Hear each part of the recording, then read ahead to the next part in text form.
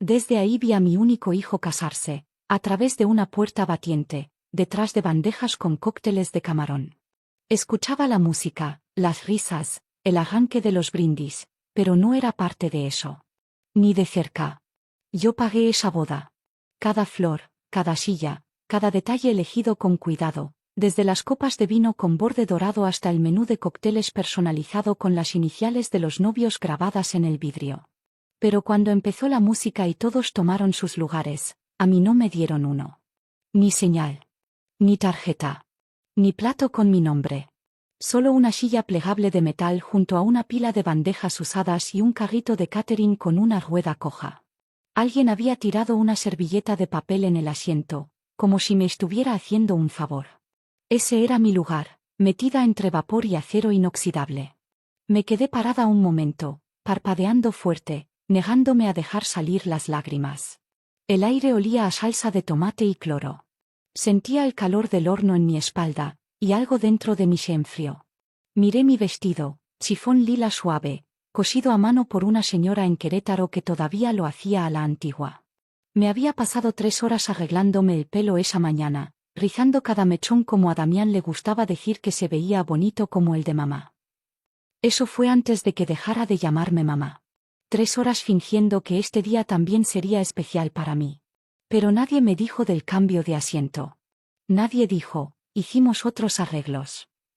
Nadie me miró cuando llegué, ni siquiera Damián. Estaba muy ocupado sonriendo, ajustándose los gemelos mientras la mamá de Valeria lo besaba en la mejilla como si ella lo hubiera criado. Como si ella hubiera sido la que se desveló con él durante sus crisis de asma, la que trabajó turnos nocturnos para pagarle los frenos. Apreté mi bolsita beige, la misma que él me regaló cuando tenía 19 y todavía me decía mamá. Mis manos temblaban. El gerente de catering, un chavo que parecía no tener edad para rentar un carro, se acercó, medio apenado. Me dijeron que usted espera aquí, señora, murmuró, con una sonrisa tensa. La novia no quería ningún clash visual con la estética. Lo miré fijo. Él retrocedió un poco, luego señaló la puerta batiente, por donde se colaban risas, el borde de una bandeja plateada y el tintineo de copas de champán. Por las fotos, y eso. Me senté despacio. La silla chirrió bajo mi peso. Había una mancha oscura en el concreto bajo mis pies. Salsa, tal vez. Mis zapatos se pegaban un poco al moverme. Miré el plato astillado que alguien dejó frente a mí, un pecho de pollo frío y una rodaja de papa. No lo toqué. Porque era su día. Porque me dije, no le arruines esto. Porque todavía creía que eso significaba algo. Ni siquiera había una tarjeta de lugar. Ni en la cena de ensayo, ni en la ceremonia, y mucho menos en la recepción.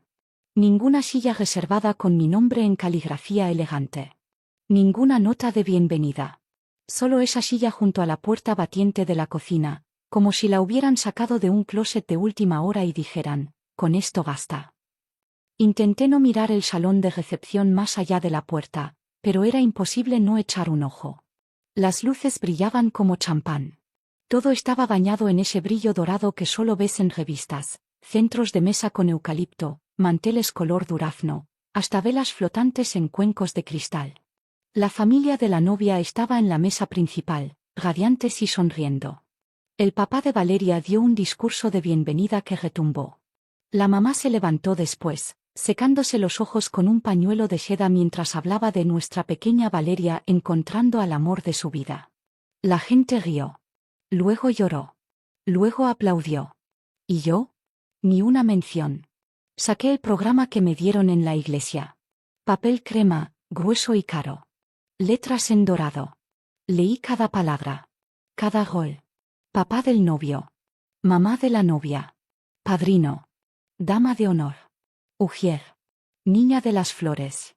Nada de mamá del novio. Nada de Luz Estela Morales. Nada de mí. Un mesero pasó rozando la puerta, empujándola tan fuerte que el borde golpeó la pared. El ruido me sobresaltó. Mi servilleta se deslizó de mi regazo al suelo.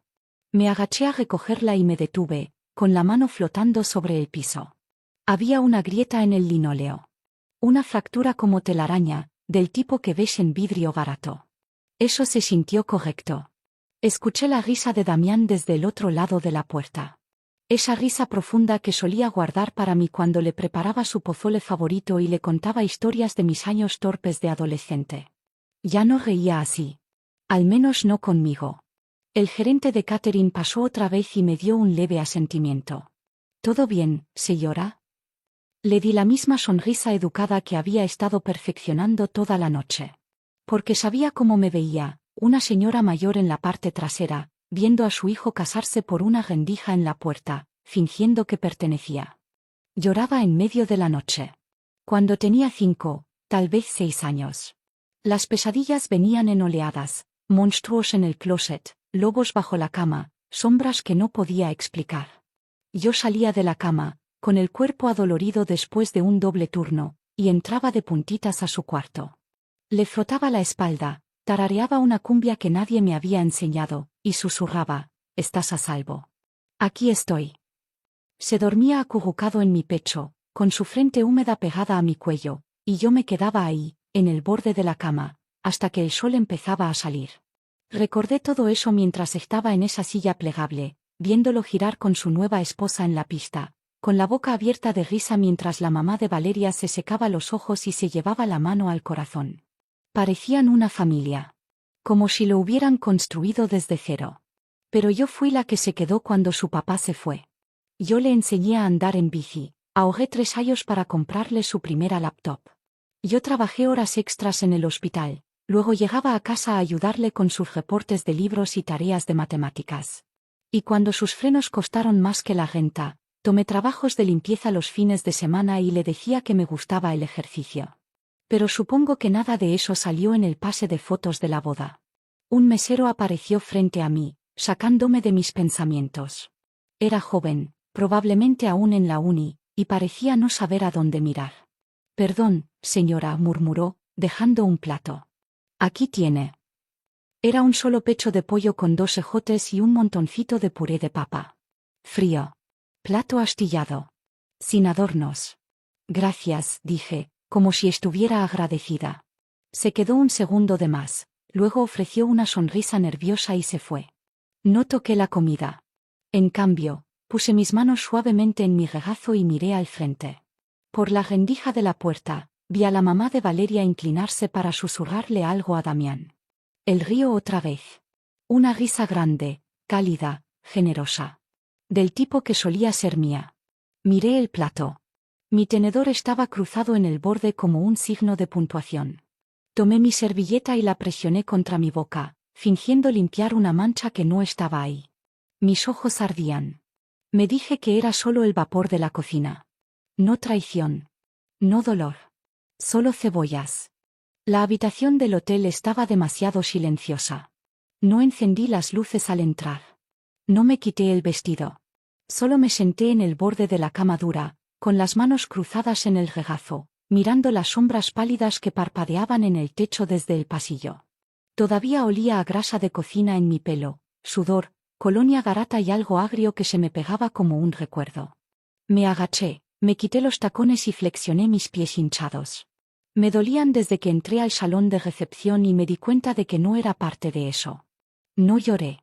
Ya no. En cambio, tomé mi celular y abrí la hoja de cálculo de la boda. Cada detalle estaba ahí, cada peso contabilizado, cada contacto listado. Empecé con la florería. La señora contestó al segundo timbre, alegre y dulce. «Hola, Luz Estela, ¿emocionada por el brunch de mañana?» «Ya no es necesario», dije. «Cancele la entrega del domingo. Considere el saldo retenido». «Gracias». Balbuceó algo, pero ya había colgado. Luego, la banda. «Por cambios en el itinerario», dije con calma, «no necesitaremos el segundo set. Considere el asunto cerrado». El hombre al otro lado dudó. «¿Segura?» Colgué. «Por último, el proveedor del bar. Estamos reduciendo los servicios post-recepción», le dije. «Cancele el segundo turno. No procese el pago final». Hubo una pausa. Luego una respuesta corta y cortante. «Entendido». Dejé el celular suavemente en la mesita de noche y miré mis manos. Ya no temblaban. Mi pecho ya no estaba hueco. En cambio, Algo latía bajo mis costillas, no enojo, no dolor, sino algo más filoso. Algo vivo. Me quedé ahí un buen rato, viendo el ventilador girar en el techo, y pensé.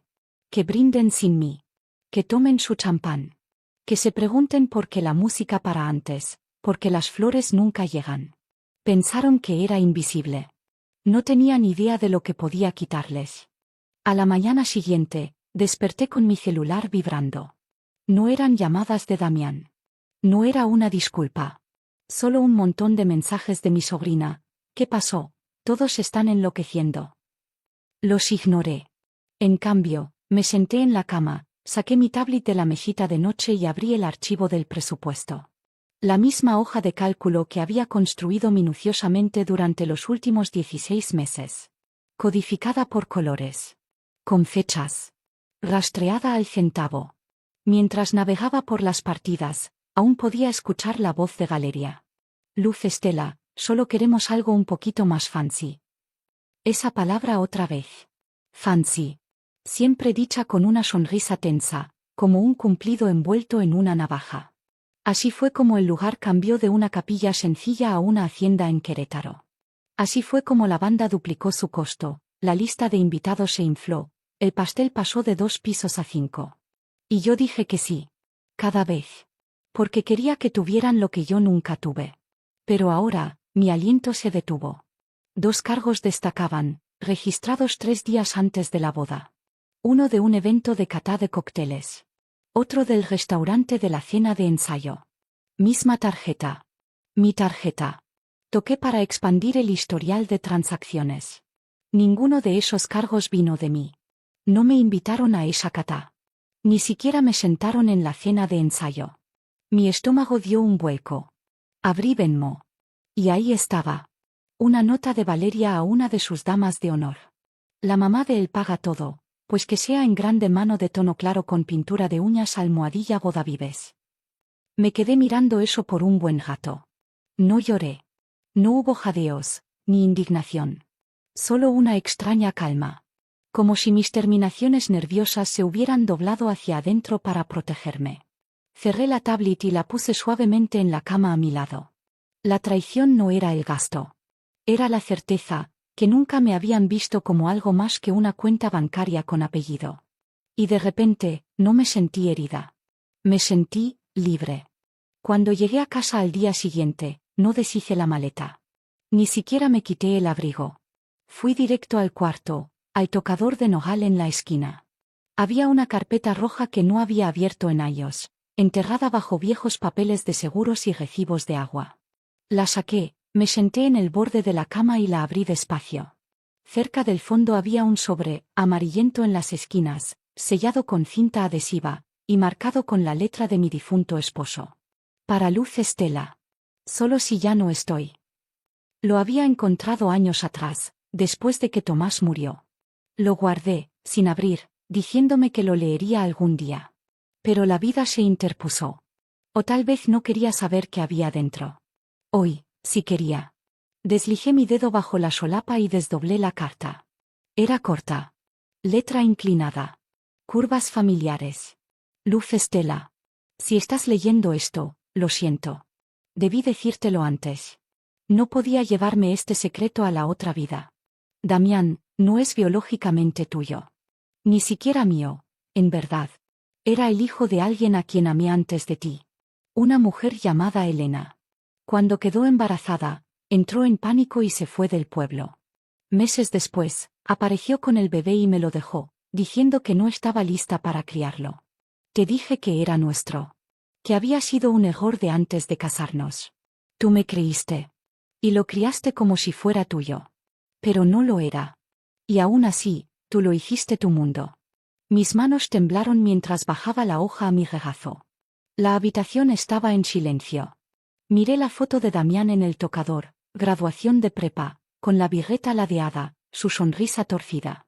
Recordé cómo corrió del escenario ese día y saltó a mis brazos. Los mismos brazos que lo mecían en sus fiebres, en sus desamores, en las peores noches. Nunca había sido mío. Ni por sangre. Ni por derecho. Pero lo elegí de todos modos. Pasé una prueba que ni siquiera sabía que estaba tomando, susurré. Y que Dios me ayude, la pasé con todo lo que tenía. Empecé por el pasillo. La primera foto que bajé fue del cuarto cumpleaños de Damián, sus mejillas infladas, ojos cerrados, mientras se inclinaba hacia un pastel cubierto de dinosaurios de plástico. Recordé cómo rogó por ese betún verde. Recordé cómo fregué esa mancha del tapete por días.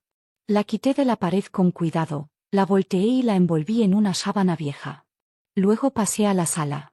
La de nosotros en su graduación de prepa. La de él con su uniforme de béisbol infantil. El retrato en blanco y negro de bebé que saqué en un estudio Sears, donde gasté el sueldo de una semana porque quería algo permanente. Una por una, las envolví, las puse en cajas y sellé las tapas con cinta adhesiva. No por despecho. No por enojo. Sino porque era hora. Por demasiado tiempo, había vivido dentro de un altar hecho de sacrificio y negación. Cada foto, cada marco, se había convertido en un monumento a una versión de la maternidad que me exigía desaparecer. Y ya no iba a desaparecer. Esa noche, preparé cena para una. No los sobrados recalentados ni algo congelado de una bolsa. Hice pasta con mantequilla de limón desde cero. Rosticé jitomates cherry hasta que reventaron. Salteé espinacas con ajo y sal de mar. Me serví una copa de vino blanco y encendí una vela pequeña en el centro de la mesa, no por ambiente, no por la comodidad de alguien más, solo porque me gustaba cómo la luz bailaba en el borde de mi plato. Puse la mesa para una. Me senté. Comí despacio. Mastiqué, y saboreé. Y por primera vez en mucho, mucho tiempo, no estaba esperando a que alguien llegara a casa. La casa estaba silenciosa. Sin el murmullo lejano de una tele. Sin pasos en el piso de arriba. Sin fotos mirándome desde los estantes. Solo yo, el parpadeo de una llama, y el sonido de mi propia respiración. El silencio no era solitario. No era frío. Se sentía honesto. Las invitaciones no eran elegantes ni con letras doradas, solo unos textos humildes. Cena en mi casa este viernes. Sin motivo. Traigan hambre y una historia. Respondieron más rápido de lo que esperaba. Clara, mi amiga de la sala de urgencias, fue la primera en contestar. Solía meter café extra en mi casillero cuando trabajaba dobles turnos, diciendo, nos cuidamos entre nosotras. Luego vino don Ernesto, mi vecino callado, que ha limpiado mi entrada cada nevada los últimos 6 inviernos y siempre finge que solo estaba por ahí. Y Marisol, la chava de la librería de segunda mano, que nunca olvida mi nombre, siempre recuerda que me gusta la ficción histórica, y una vez me dio una lista escrita a mano de libros para mujeres fuertes que empiezan de nuevo. Todos vinieron, justo antes de las 6. Clara trajo vino tinto y un ramito de eucalipto. Don Ernesto llegó con un pey de la panadería de la esquina, y Marisol apareció con un frasco de mermelada de fresa casera y 2 libros bajo el brazo. No hubo alboroto. No hubo tema. Solo una mesa con platos desparejados que había juntado con los años. Doblé las servilletas de tela sin complicaciones, encendí las velas no para impresionar, solo porque me gustaba el parpadeo, y serví la comida que había cocinado lento, con alegría, verduras asadas con romero, muslos de pollo en limón y vino blanco, y un pey de limón que se agrietó un poco arriba pero aún sabía a sol. La plática fluyó fácil y libre, citas desastrosas, lesiones de infancia, compañeros de trabajo ridículos. Hubo risas, de esas que te hacen agarrarte el costado. De las que te hacen olvidar la hora. En un momento, me recosté en mi silla y solo los observé. No había actuación aquí. No había lazos de sangre. No había reglas tácitas sobre quién le debía qué a quién. Solo bondad. Elección. Presencia. Y por primera vez en mucho tiempo, me sentí llena. No solo por la comida, sino por ser vista. Esto, pensé, es lo que se siente la familia. Había pasado una semana de silencio cuando tocaron la puerta. No fuerte. No frenético. Solo constante, como si supiera que estaba en casa y no se iría hasta que abriera. Me quedé descalza en el pasillo, viendo su silueta detrás del vidrio esmerilado. Se veía más pequeño, de alguna forma. Sin traje esta vez. Sin boutonniere. Solo una playera arrugada y ojeras marcadas. Abrí la puerta sin decir nada y me hice a un lado. Damián entró despacio, sus ojos recorriendo la sala. Lo primero que notó fueron las paredes vacías. El espacio donde solía estar la galería de fotos. Los estantes limpios. La ausencia. ¿Dónde están todas las fotos?, preguntó, casi susurrando. No respondí. Señalé el sillón frente al mío.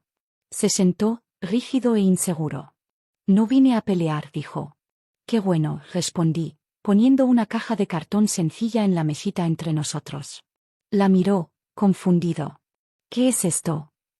Recibos, dije con calma. Cada gasto de tu boda. El lugar. El catering. El vestido de Valeria. El DJ. El letrero de neón.